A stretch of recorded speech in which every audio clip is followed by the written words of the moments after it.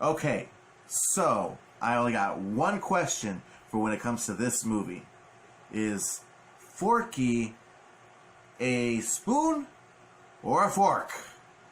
5, 4, 3, 2, 1. Ready, set, go.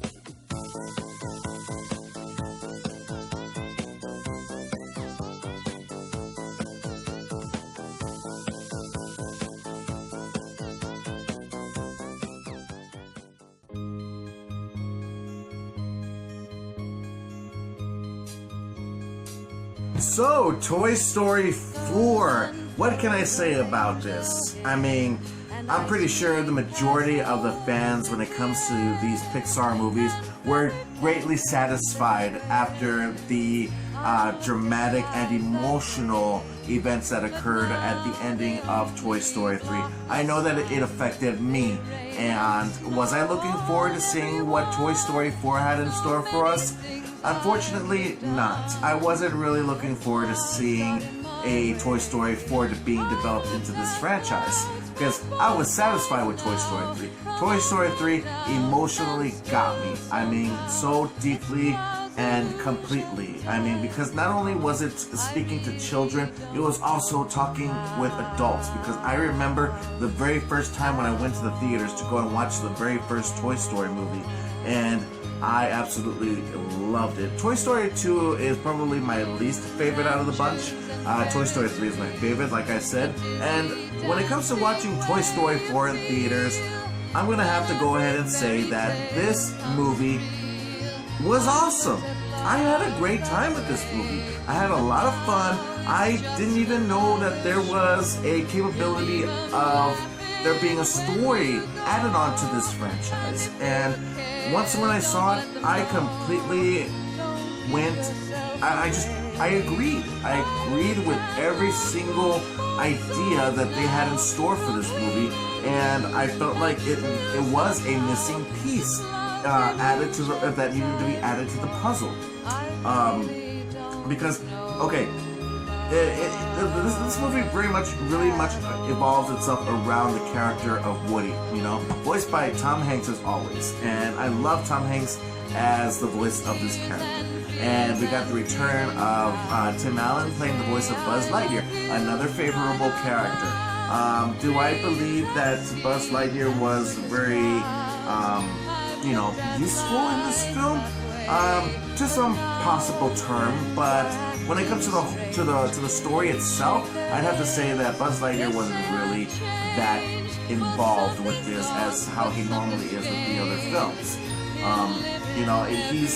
He's in a situation to where I don't know, he's trying to find his inner voice, his own consciousness, which in which case is the electronic button that he presses continuously numerous times in order for him to make an accurate decision of his actions. So I thought that was a very interesting put into this film, but was it very necessary? Like I said, to some certain extent, but it wasn't that highly necessary. If you were to have taken that out of the whole bunch, it really wouldn't have made any difference.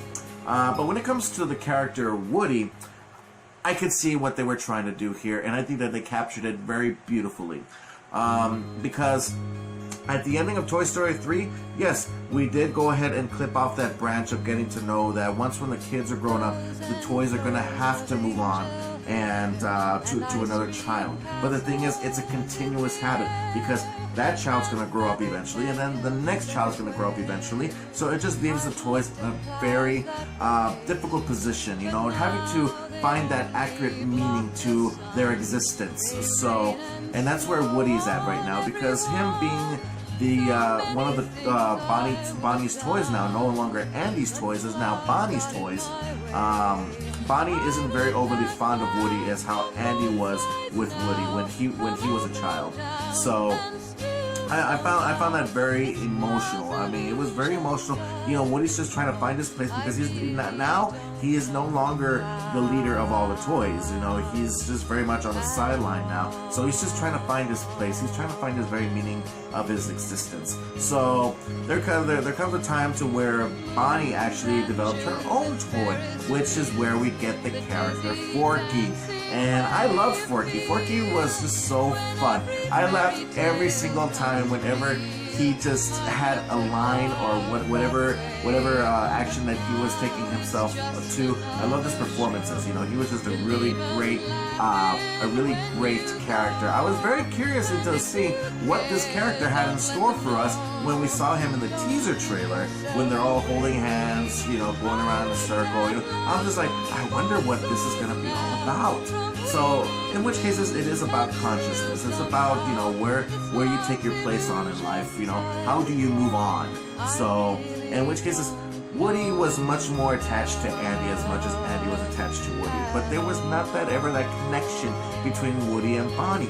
So, what's the next best thing that Woody had?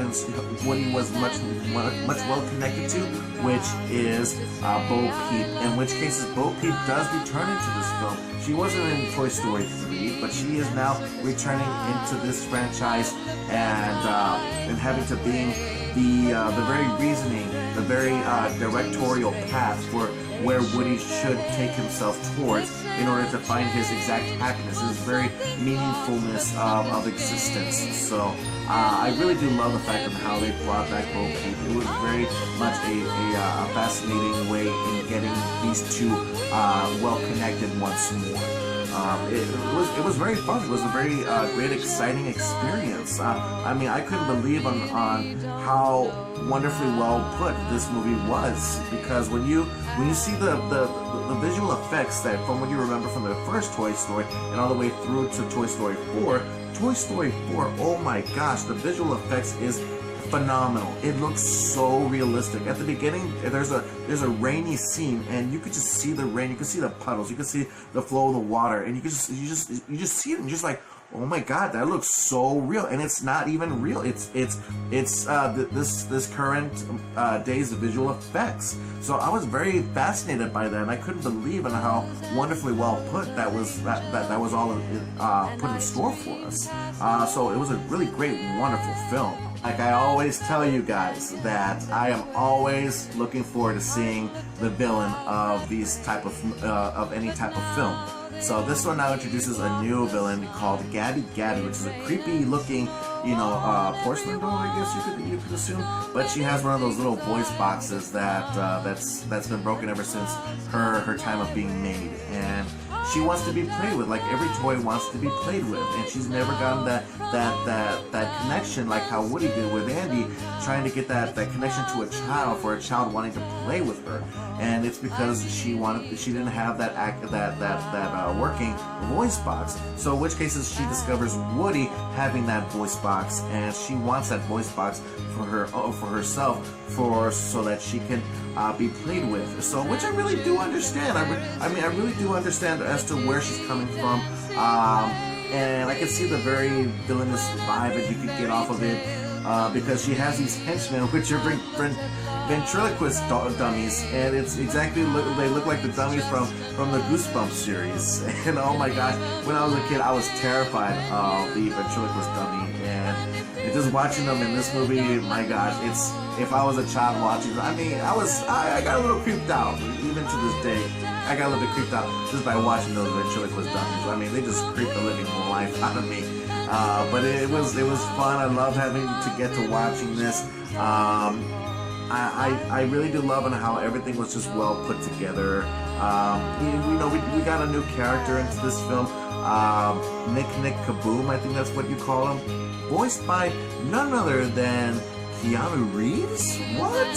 Oh my gosh! I was really fascinated of Michael Keaton's performance in Toy Story 3, being the Ken Barbie, and just getting to see this one being played by Keanu Reeves. I thought it was really, really funny. I mean, there's a lot of funny moments in this movie. I was laughing nonstop in this movie. I had a great time. Like I said, you know, just like Toy Story 3, Toy Story 4, I find it to be a movie that is extremely well put, not just for children, but for adults as well. So, you know, it's made for kids for this current day, but it's still meant for the children that they remember when the first Toy Story movie was released in theaters. Just to getting the same audience coming back and witnessing these characters' story arcs as to where they've been, what they've been through, and where they're gonna be at now. So I thought that was a really exciting idea as to what they put for this. I mean, how these people come up with these things is just it's beyond me. Now there are two other new characters introduced into this movie that was really a great plus. I mean, I didn't even think that I was gonna like these characters, but the characters Ducky and Bunny, not original names for these sort of characters, but I would have to say that, you know, when it comes to their performances, which are voiced by Keegan-Michael Key and Jordan Peele, whoa, these two are amazing together. I know they work together in you know, on comedic performances on other programs, but when it came to this movie, they're a great duo. I just think that they are a fascinating pair, and I laughed continuously when it came to these two. I mean, in which cases they're kind of like the Timon and Pumbaa of this movie.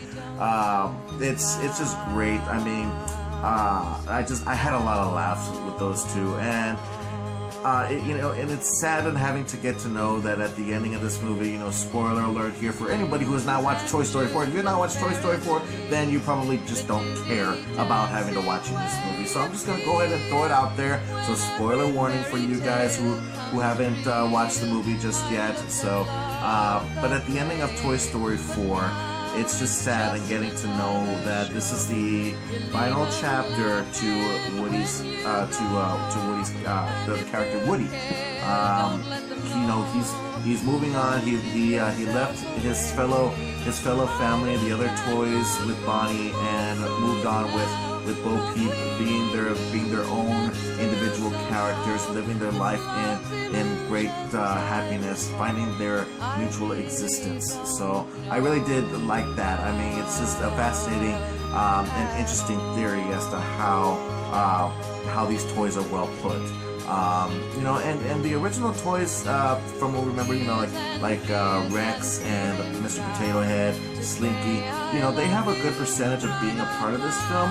But I find that you know, this movie is mainly about Buzz Lightyear, Woody, and Bo Peep, and the rest of this newly installed gang being in this film and just going up against Gabby Villain Doll, and you know, I just find it really, really cool. I mean, it was really great, a fun time.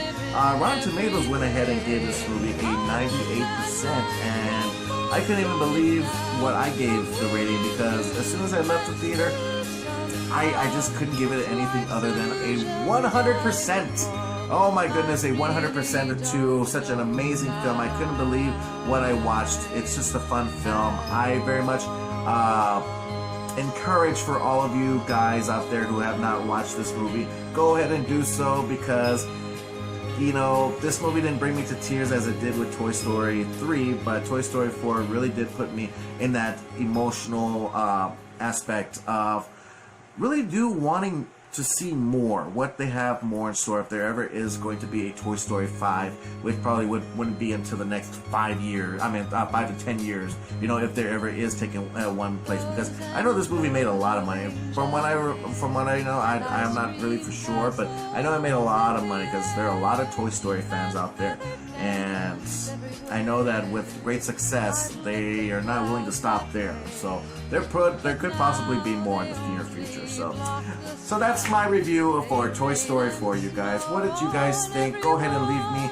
a question, comment, complaints, or concerns that you have in the comment section in the bottom. Let's have an awesome time talking about this movie or any movies that you like to talk about in general, because I love to talk about movies, but more importantly, I love to talk about them with you. And don't forget that you can watch some more of my videos on YouTube and on Facebook. Just look me up at Awesome Joe Movie Reviews, and don't forget to click on the like and subscribe button. That way it could be a very great, huge deal for me. It really does help me out.